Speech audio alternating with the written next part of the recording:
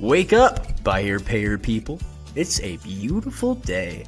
Go grab yourself another cup of joe and say hello to Jim and Michelle Rhodes on the Buy Here Pay Here morning show.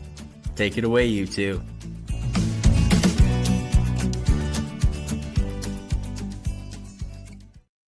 Hey, welcome, friends. Just Jim on screen today. Michelle's here with me in studio, but she's having a little flare-up of a health thing that she deals with from time to time, and so she is kind of behind the scenes helping with the board, because she knows which buttons to push at the right time and kind of help make sure all the tech stuff works well. So I'm grateful that she's here, and she's being a trooper to kind of show up and help out with this part. And I'm looking forward to today's conversation. It's going to be an interesting one. It should be a fun thing to talk about.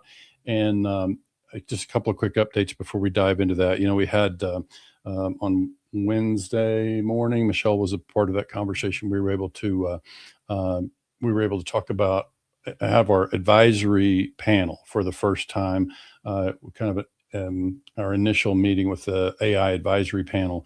And that's really going to be helpful. We've got a good core group of people who are participating in that.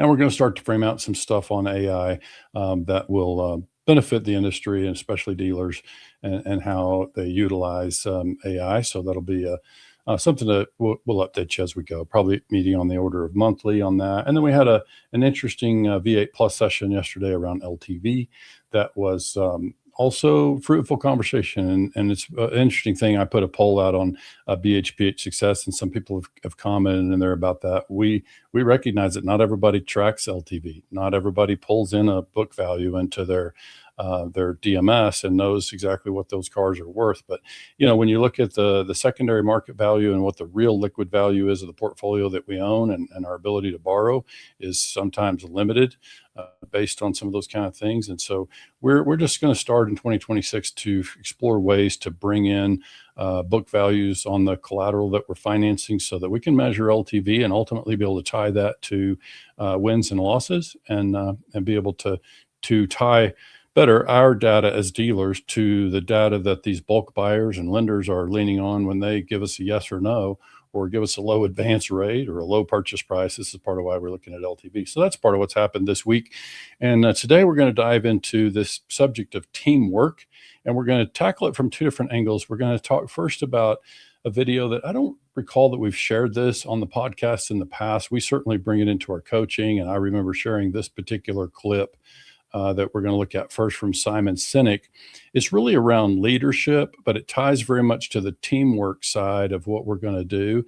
And so I think I'll have to start the audio on that, Michelle, but let's go ahead and get that going. Plus, I just think this is really interesting. So I've worked with the Navy SEALs, and I asked them, like, how do you pick like the guys that go on SEAL Team 6? Right? Because they're the best of the best, the best, the best. And they drew a graph for me.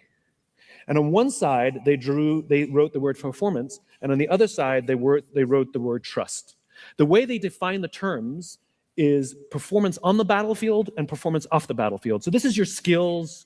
This is, did you make your quarterly earnings, however you want to translate it, right? Performance, it's traditional. This is, how are you off the battlefield? What kind of person are you? The way they put it is, I may trust you with my life, but do I trust you with my money and my wife? They're SEALs. This is what they told me. Nobody wants this person, the low performer of low trust, of course. Of course, everybody wants this person, the high performer of high trust, of course. What they learned is that this person, the high performer of low trust, is a toxic leader and a toxic team member. And they would rather have a medium performer of high trust, sometimes even a low performer of high trust, it's a relative scale, over this person. This is the highest performing organization on the planet, and this person is more important than this person. And the problem in business is we have lopsided metrics. We have 1,000,001 metrics to measure someone's performance, and negligible to no metrics to measure someone's trustworthiness. And so what we end up doing is promoting or bonusing toxicity in our businesses, which is bad for the long game because it eventually destroys the whole organization. The irony is, it's unbelievably easy to find these people. Go to any team and say, who's the asshole? And they'll...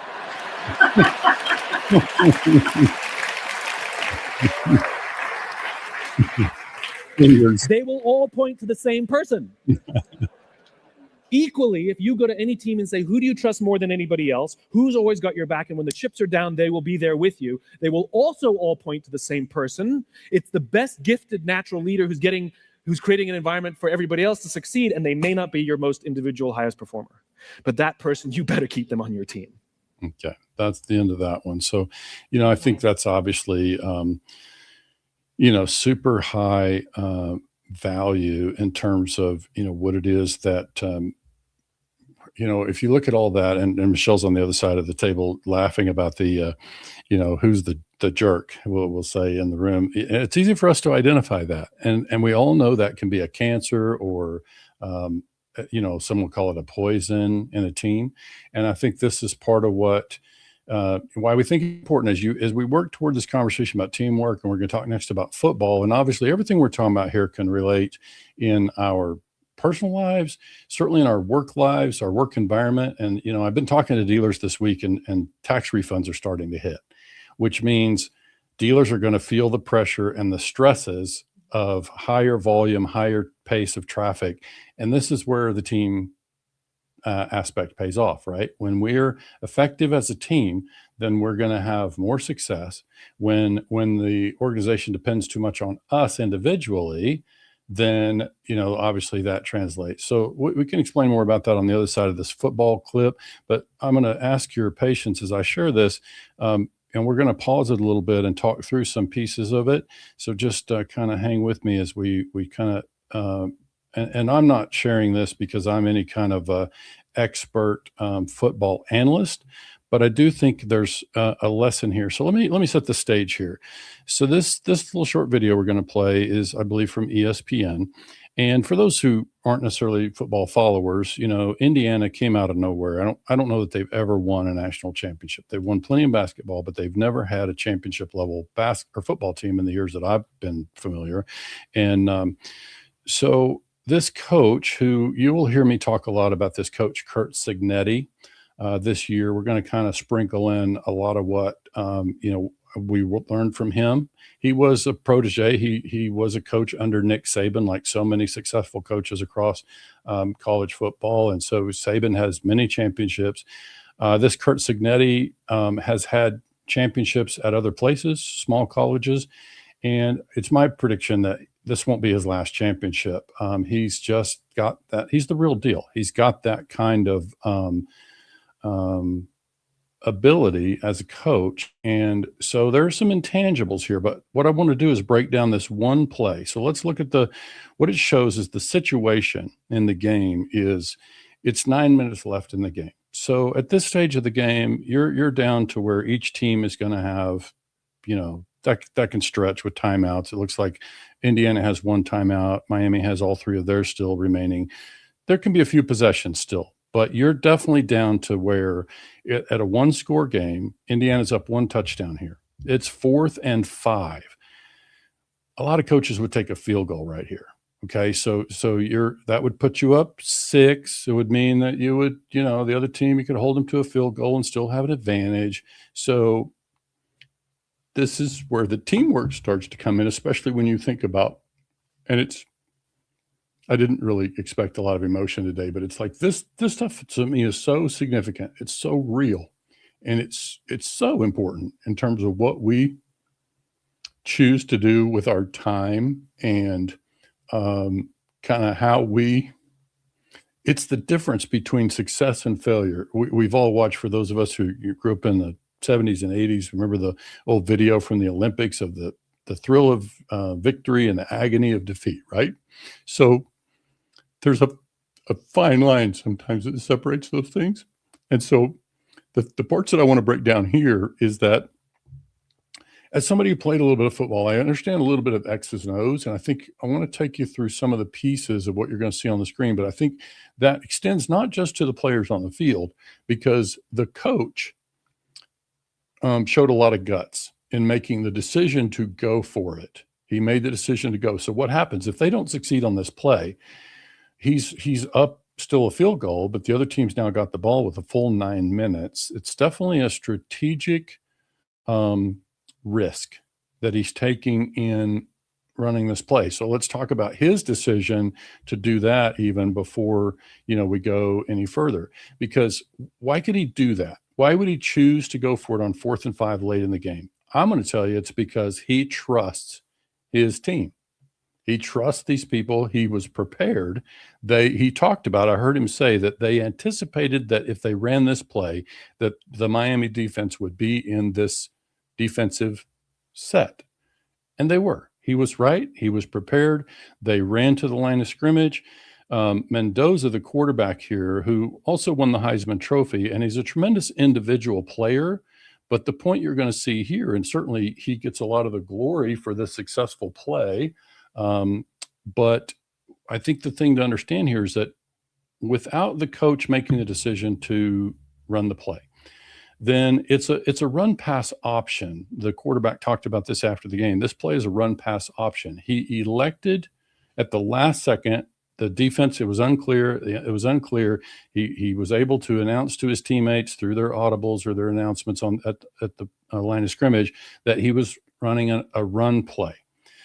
So, 5 yards to get on a 4th down in a run play is tricky. But I want you to watch as we start the screen here. I want you to see kind of how the play unfolds. I'm going to run it all the way through, and then we'll come back and watch it again. Got to get to the 8. He's going to take off and run. Mendoza weaves his way, 1st and goal, diving toward the end zone. Touchdown!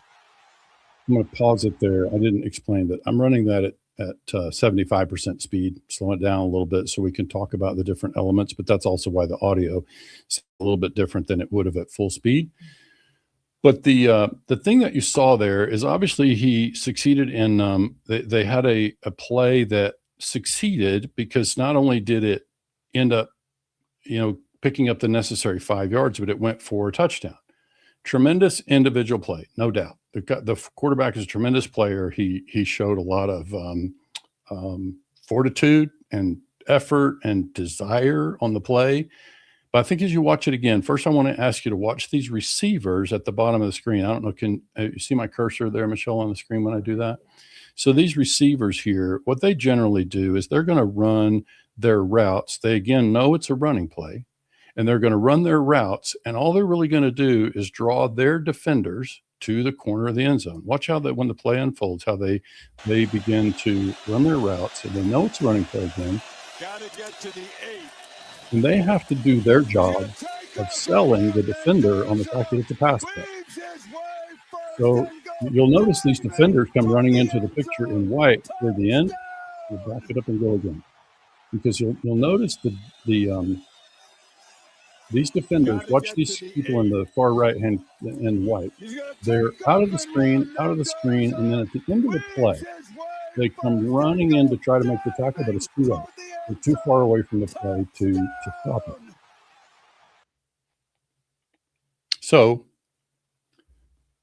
when we watch it again, you can watch the same thing with our let's watch the linemen. And you can see the same thing with the receivers on the far side of the field. Same thing. They all know it's a running play by this point. By the time the ball is snapped, they know it's a running play. Let's watch those receivers at the top and see what they do.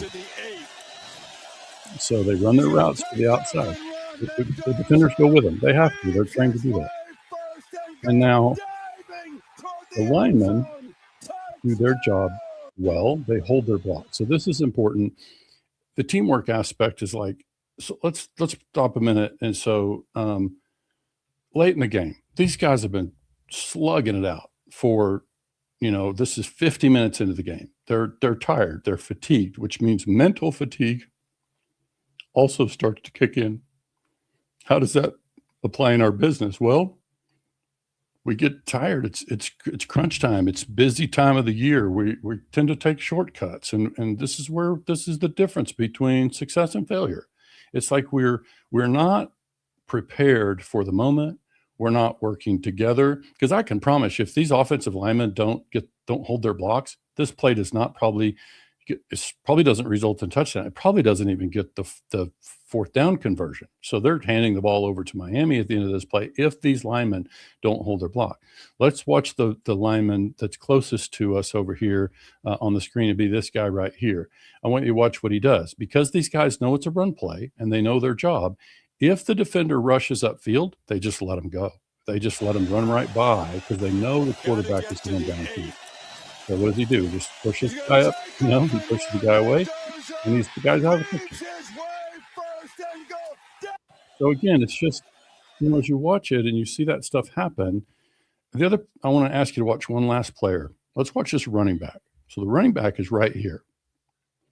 And we think about running backs as skill players. They're often the ones who would also get the glory. They score the touchdowns. They have the stats. They get the big checks over the offensive lineman. If you watch this running back, I want you to watch what his job becomes and how he stays with his job. He continues to do his part.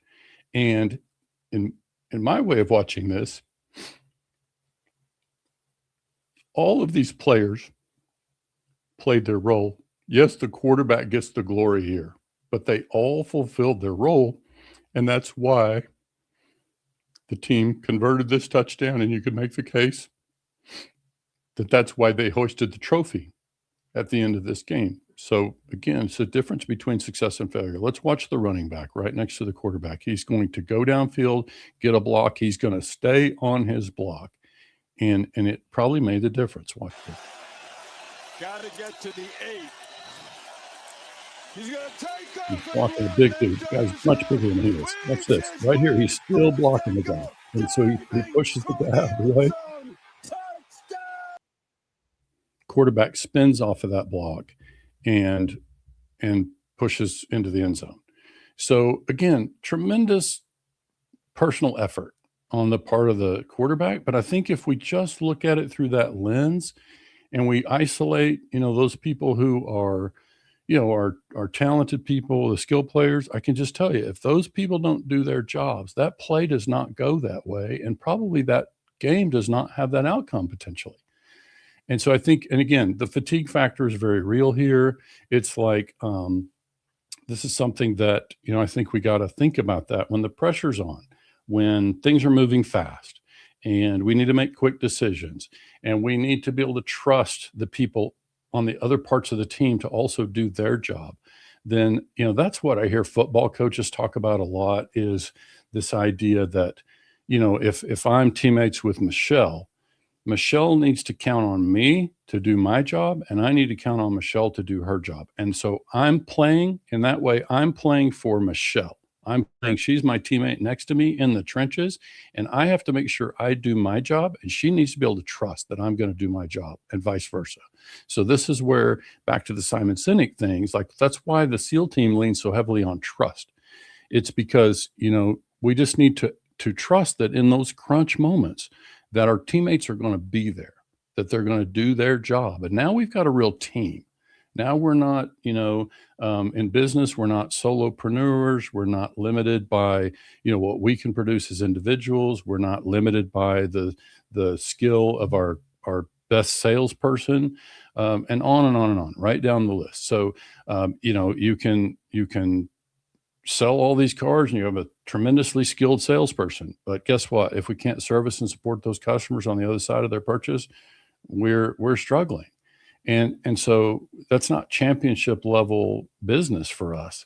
And so this is why, this stuff really hits home for me as somebody who, my football days were just in high school, and I enjoyed the game and I learned a little bit about it as a player who played some offense and defense.